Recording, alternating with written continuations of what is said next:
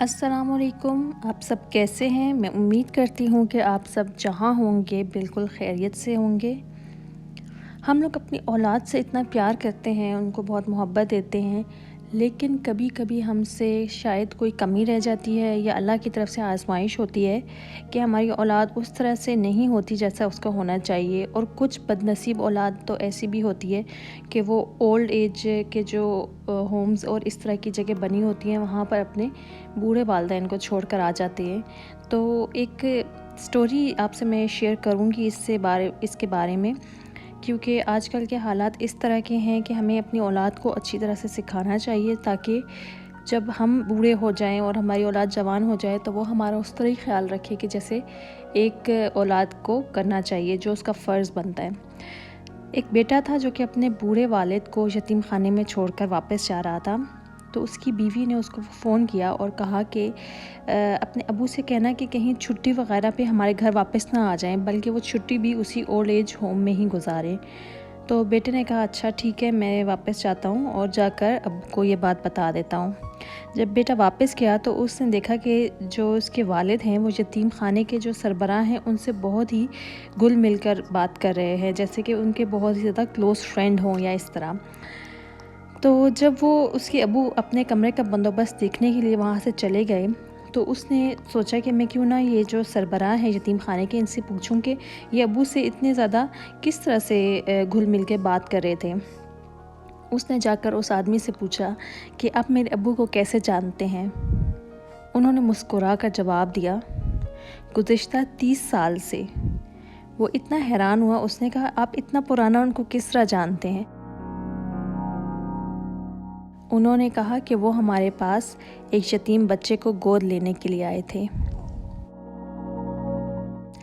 यानी कि ये वही शख्स था जिसको उन्होंने गोद लिया था। ये उनकी सगी औलाद नहीं थी, उसके बावजूद उन्होंने इसको यतीम खाने से उठा के अपने घर ले गए। और जब वही इसके वालिद बूढ़े हो गए तो वो उनको उनके घर से उठाकर यतीम खाने पे छोड़ गया। इस तरह की औलाद भी होती है और अल्लाह से हमें हमेशा इस्तिग़फ़ार पढ़ना चाहिए ताकि अल्लाह हमें बचाए रखे, कभी भी कोई ऐसे बुरे हालात हम पे ना आएँ। और हमें अल्लाह से भी दुआ करनी चाहिए, साथ ही साथ बच्चों की बहुत अच्छी तरबियत करनी चाहिए। तो खैर ये तो एक स्टोरी थी जो मैंने आपसे शेयर कर दी। इसके अलावा साथ साथ मैं आपको बताऊं कि हम लोग जो गए थे, थोड़ा सा बाहर गए थे, उसके भी थोड़े से क्लिप आपसे शेयर किए हैं। और आजकल बच्चों के ड्रेसेस अच्छे आए हुए हैं लेकिन बहुत ज़्यादा एक्सपेंसिव है। तो मैं तो कहती हूँ कि पता नहीं ये क्या आजकल के जो नहीं अफोर्ड कर सकते लोग वो किस तरह से गुजारा कर रहे होंगे, क्योंकि आजकल बहुत ज़्यादा महंगाई हो गई है। जो चीज़ आपको 500 में मिलती थी, मैं ख्याल वो अब 1500 में मिल रही है।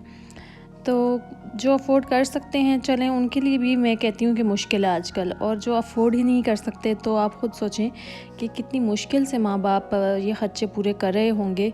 तो उन सब के लिए भी मैं तो दुआ करती हूँ कि अल्लाह हमारे मुल्क के हालात अच्छे कर दे ताकि हर कोई हर चीज़ अफ़ोर्ड कर सके।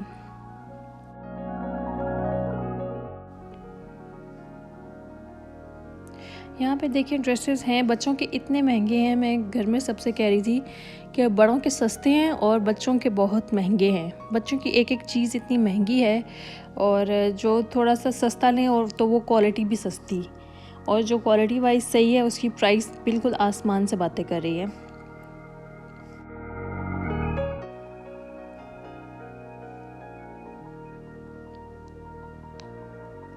और बच्चों के का भी मैं ये कहूँगी कि बच्चों को अपने माँ बाप का बहुत ज़्यादा शुक्रगुज़ार होना चाहिए, जो उनके ख़र्चे उठाते हैं और उनकी केयर करते हैं।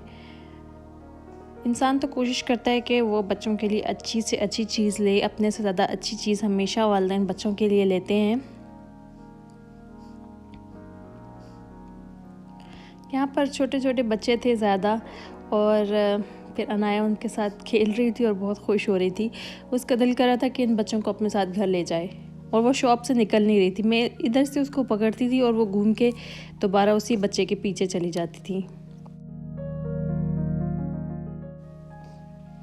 तो बस आज का व्लॉग यही था। इसमें मैं थोड़ी सी नसीहत की बात करना चाह रही थी। दूसरा ये कि हम सब दुआ करें कि हमारे मुल्क में महंगाई थोड़ी कम हो जाए ताकि हर चीज़ सबकी रेंज में आ जाए। एक आस है ऐसी बस्ती हो जहाँ रोटी जहर से सस्ती हो। इसी के साथ आज का व्लॉग मैं ख़त्म करती हूँ। आप सब अपना ख्याल रखिएगा, मुझे और मेरी फैमिली को अपनी दुआ में याद रखिएगा। अल्लाह हाफ़िज़।